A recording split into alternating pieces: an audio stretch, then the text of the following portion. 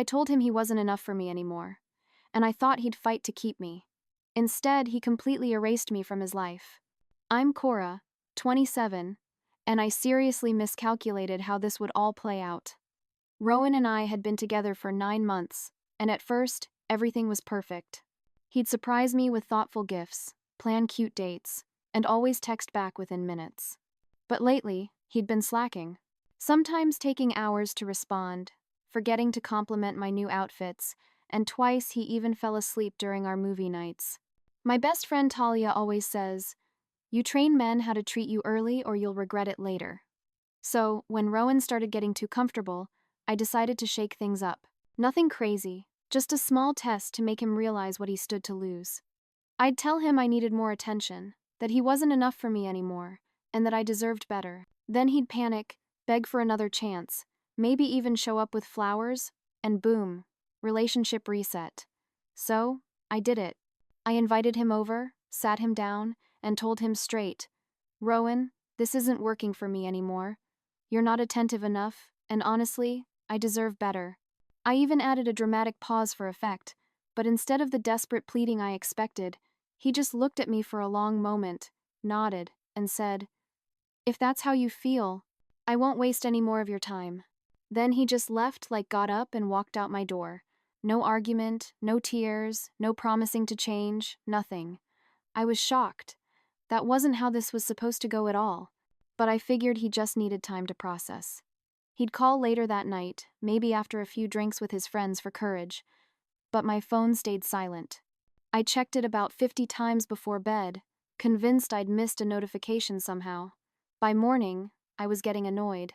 I went to check his Instagram, and that's when I discovered he'd blocked me. Not just there, but on everything. Facebook, Snapchat, even LinkedIn. I tried calling him, and it went straight to voicemail. My text showed as undelivered. This man had literally erased me from his digital life overnight. I called Talia in a panic. He blocked me everywhere. I practically screamed when she answered. "Relax," she said, sounding half asleep. "It's all part of the game. He's trying to make you sweat." "This doesn't feel like a game," I said, pacing around my apartment. "He's never done anything like this before." "That's because your test worked," Talia insisted. "You pushed him, and now he's reacting. Trust me, he'll be back." I wanted to believe her. I really did. But when I asked our mutual friend to check if Rowan had blocked her too, she said no. But his relationship status had already changed to single, and he'd posted some quote about knowing your worth. Just hours after our breakup, days turned into a week, and still nothing from Rowan. I started checking my phone less obsessively, telling myself I didn't care. But then a week turned into 2, and I found myself driving past his apartment building coincidentally on my way to places. "He'll crack soon," Talia promised when we met for drinks that weekend. Maya and Leah nodded in agreement. No guy just walks away from 9 months without looking back. But Rowan didn't come back. 2 weeks became 3, then 4. A whole month of complete silence. No calls, no texts, nothing. It was like he'd vanished. Or worse, like he'd moved on without a second thought. I still checked my phone constantly, hoping to see his name pop up. As each day passed with nothing, a horrible thought kept creeping in. What if my test hadn't revealed his true feelings for me but mine for him? Because now that he was gone, really gone, I realized just how much I missed him. Not just the attention or the security of having a boyfriend, I missed him, his stupid jokes, his enthusiasm for obscure history documentaries, the way he always knew when I needed space or a hug. After a full month of silence, I had to admit that something had gone very wrong with my plan.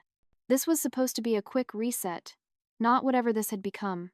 "Let me use your Instagram," I demanded when I was at Talia's place for wine night. She handed over her phone. I immediately went to Rowan's profile, which I could now only view through friends' accounts. My stomach dropped when I scrolled through his recent posts. There he was smiling with friends at some bar I'd never heard of. Another photo showed him hiking. He'd always claimed to hate hiking when we were together. And worst of all, a post about some coding class he'd started taking. "Expanding my skills. Never too late to learn something new. Fresh start?" the caption read. "He looks happy," I said, trying to keep my voice neutral, even as my insides twisted. It's all for show, Talia insisted, taking her phone back. He's obviously staging these to make you think he's moved on. But I wasn't so sure anymore. There was something genuine about his smile in those photos, something I hadn't seen in a while. I created a fake Instagram account just to keep tabs on him. I told myself I was just gathering intelligence, figuring out when would be the right time to reach out again. But really, I was looking for any sign that he was suffering without me. He wasn't. Rowan seemed to be thriving. More social outings. A haircut that actually looked good. Posts about work achievements. His life appeared to be moving forward perfectly fine without me. While I was left obsessing over his every digital move, I started driving by his apartment regularly. Once I saw him come out with his friend Finn, both laughing about something. I slid down in my seat, heart pounding, feeling both desperate to be seen and terrified of being caught. My work started to suffer. I couldn't concentrate, kept making mistakes on reports. My boss called me into her office to ask if everything was all right. Just going through some personal stuff, I said vaguely. But of course, it continued to affect my performance. I wasn't sleeping well. Every night I'd lie awake replaying our last conversation, thinking of what I could have said differently. I'd draft long texts to him only to remember that he'd blocked my number. Maya and Leah started exchanging looks. When I'd bring him up for the 20th time in a conversation, "Don't you think it might be time to move on?" Leah suggested gently. "It's been a month, Cora. I am moved on." I snapped even as I was scrolling through old photos of us. "I'm just curious about what he's up to." It's not like I care, but I did care. I cared so much it was consuming me. The more time passed, the more I realized I'd made a terrible mistake. Not because my test had backfired, but because I'd thrown away something real for a stupid power play. As the 6th week of silence stretched on, I made a decision. This had gone on long enough. If Rowan wasn't going to reach out to me, then I would go to him in person where he couldn't just block me or delete my message. That weekend, I put on the outfit he'd always said looked best on me, did my makeup perfectly, and drove to his apartment. My heart pounded as I walked up to his door. I took a deep breath and knocked. After what felt like forever, the door opened. Rowan stood there looking genuinely shocked to see me. Before he could say anything, I launched into my carefully rehearsed speech. "Rowan, when I said you weren't enough for me, I didn't really mean it. I was just testing you, seeing if you'd fight for us. And when you didn't, I was disappointed. But I'm willing to give us another chance if you'll promise to be more attentive this time." I smiled, waiting for the relief to wash over his face, for him to pull me into his arms and thank me for coming back. Instead, he just stared at me. "You were testing me?" he finally asked, his voice flat. "Well, yes," I said, thrown off by his tone. "Women test men all the time. It's normal." Rowan let out a short, incredulous laugh. "So, you broke up with me, told me I wasn't good enough for you as a test, and now you're here to what? Take me back?" "I'm giving us another chance," I repeated more firmly. "But you failed the test, Rowan. You were supposed to fight for me, not block me everywhere." He stared at me for a long moment, then shook his head. "Cora, relationships aren't built on manipulative tests. They're built on honesty, respect, and trust." None of which he seemed to understand. And then, before I could respond, he closed the door. Right in my face, I stood there stunned, then started knocking again. "Rowan, open the door. We're not done talking." I kept knocking, alternating between pleading and demanding for what must have been 10 minutes, but the door remained firmly shut. Finally, I gave up and stormed back to my car, humiliation burning through me. How dare he? After I generously offered to take him back, he had the audacity to reject me. As soon as I got home, I called Talia. He slammed the door in my face. I fumed, pacing around my living room. "What a jerk," she agreed immediately. "After everything you two had together, that's so immature." Her validation fueled my anger. I started texting Maya and Leah too, and soon all three of them were sending messages to Rowan, telling him how unreasonable he was being, how testing was normal, and how he was overreacting. "He needs to know this isn't just coming from you," Talia insisted. "He needs to see that everyone thinks he's in the wrong here." I fell asleep that night, expecting Rowan to finally see reason when faced with our united front. But instead of a contrite message, I woke up to find that he'd blocked all of my friends, too. And worse, when I checked my fake Instagram account, I saw he'd gone private. My last window into his life had been closed. This called for more drastic measures. If Rowan thought he could just erase me and move on, he was about to find out how wrong he was. The next few weeks became a blur of increasingly desperate attempts to get Rowan's attention. I'd show up at places I knew he frequented. His favorite coffee shop, the gym where he worked out, even driving by his office. Sometimes I'd catch glimpses of him, but he'd always spot me too quickly, his expression hardening before he'd deliberately turn away. I started telling mutual friends about how poorly Rowan had treated me, spinning a version of events where I was the victim. He just completely cut me off without any explanation, I'd say, conveniently leaving out the part where I told him he wasn't enough for me. Most people were sympathetic at first. But Rowan had friends too, and I could tell from the increasingly cool reception I got in certain social circles that he was telling his side of the story as well. Things came to a head at our mutual friend Gavin's birthday party. I knew Rowan would be there, and I'd prepared for a casual run-in where I could show him how great I was doing. I spent hours getting ready, determined to look effortlessly beautiful. When I arrived, Rowan was already there. Our eyes met briefly before he deliberately looked away. After a few drinks, my resolve to remain aloof crumbled. I made my way over to where he was standing. "So, you're just going to pretend I don't exist?" I demanded loud enough that several people turned to look. Rowan sighed. "Cora, this isn't the time or place. When is the time? You've blocked me everywhere. You slammed doors in my face. What am I supposed to do?" "Move on," he said simply. Like, I have. Something snapped inside me. "You want to know why I really broke up with you?" I said, my voice rising. "Because you were boring, predictable. I got tired of pretending to be interested in your stupid hobbies and you're mediocre enough." Rowan cut me off, his voice firm but calm.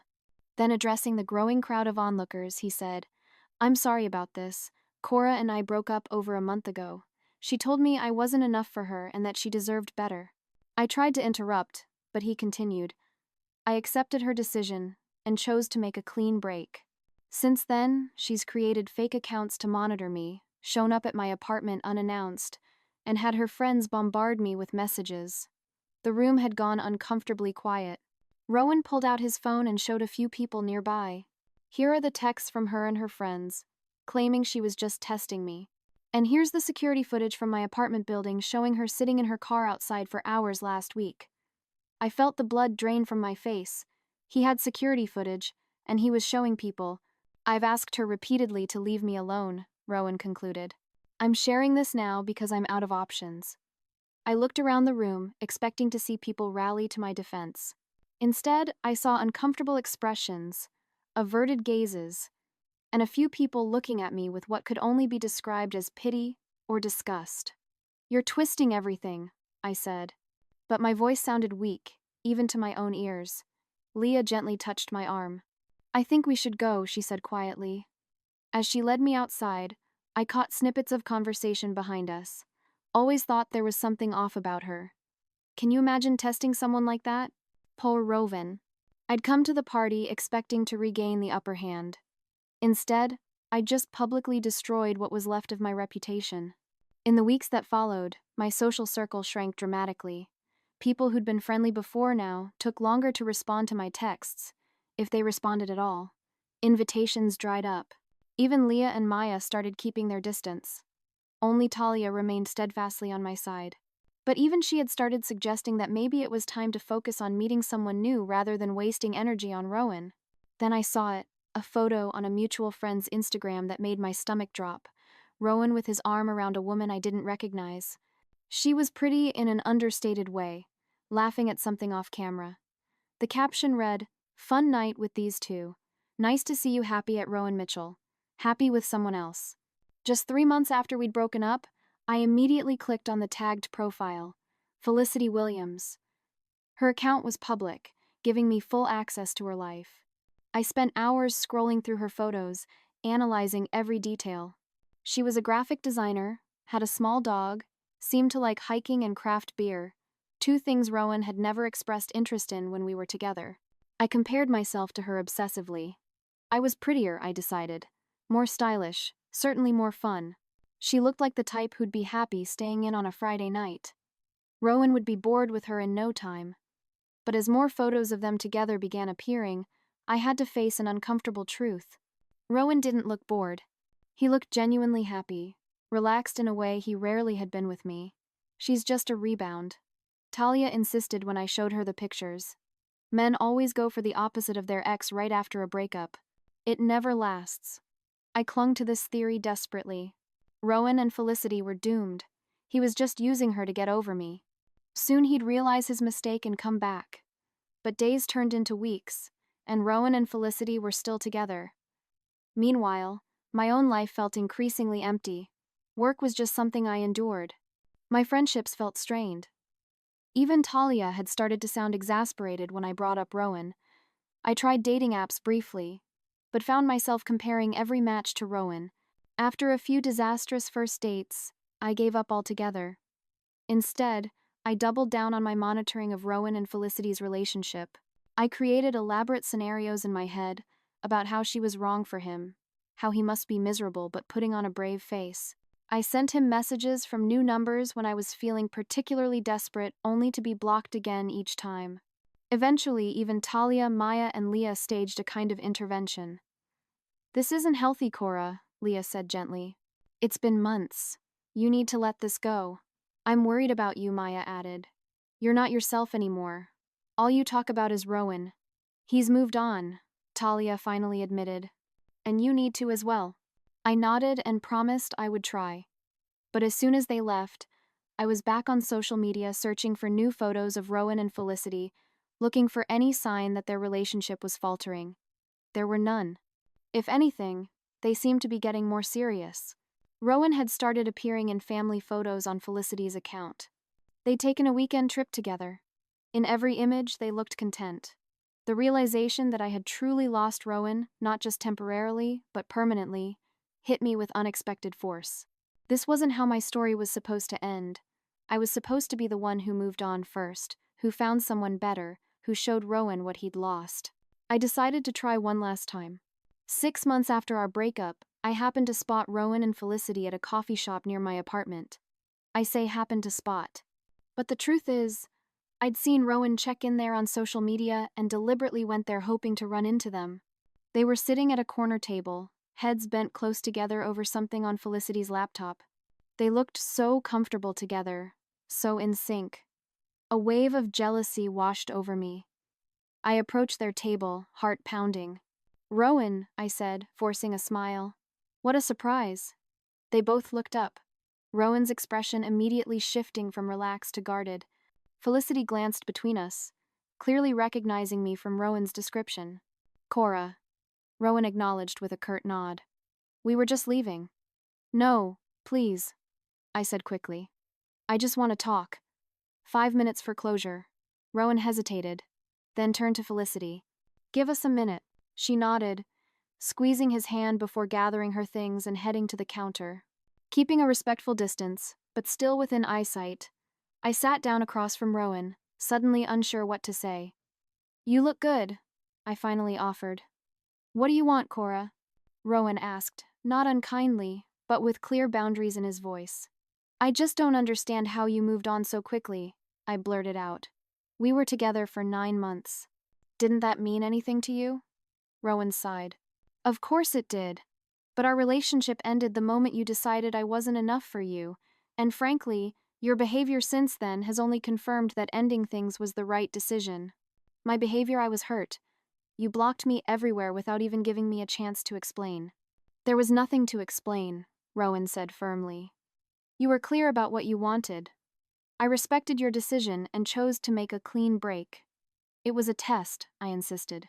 "Just a stupid test that got out of hand." Rowan looked at me with something close to pity.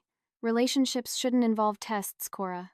And the fact that you still don't see anything wrong with what you did is exactly why we could never work." I felt tears welling in my eyes. "So that's it. You've just replaced me and moved on." "I haven't replaced you. Felicity and I have something completely different, something healthy." He paused, then added, "I need to tell you something. I filed for a restraining order. Your continued attempts to contact me, showing up where I am, monitoring my social media. It needs to stop. The words hit me like a physical blow. A restraining order? Are you serious? It goes into effect tomorrow, he said. I didn't want to do this, but you've left me no choice. As the reality of his words sank in, I felt a surge of anger. You're making me sound crazy. I just wanted to talk to you. This isn't just about today, Rowan said, getting up. It's about the past 6 months of unwanted contact. After I made it clear I wanted to move on. I'm sorry it came to this. He walked over to Felicity, who gave me one last glance. Not smug or victorious, just sad before they left together. I sat there stunned and humiliated.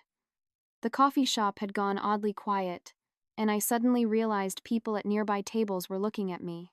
2 women at the next table were whispering to each other, occasionally glancing my way. Some people just can't take a hint, one of them said, not quite quietly enough. My sister's ex was like that total psycho. That poor guy, her friend replied. You can just tell he tried to be nice about it. I wanted to scream at them, to tell them they had no idea what they were talking about. But as I opened my mouth, I caught sight of my reflection in the window. Wild-eyed, tear-streaked makeup, hands clenched into fists. I looked exactly like the crazy ex they thought I was. For a brief, startling moment, I saw myself as others must see me. Not as the wronged party in a love story, but as the villain, the manipulator, the one who couldn't let go. The realization was like ice water down my back. Had I really become this person? But even as this moment of clarity washed over me, another part of my brain was already formulating excuses. If only Rowan had reacted differently to my test. If only he'd fought for me like he was supposed to. If only he hadn't moved on so quickly with Felicity. None of this would have happened. I gathered my things and walked out of the coffee shop, aware of the eyes following me. Outside, the world continued as normal. People walked by, living their lives, while mine had shattered into unrecognizable pieces. I had no boyfriend, fewer friends, a reputation in tatters, and now an actual legal document declaring me a threat. All because of a stupid test that backfired spectacularly. As I walked to my car alone, I couldn't escape the weight of my own actions. For the first time, I had to face the possibility that I was the architect of my own misery. But accepting that would mean accepting responsibility. And that was something I still wasn't ready to do.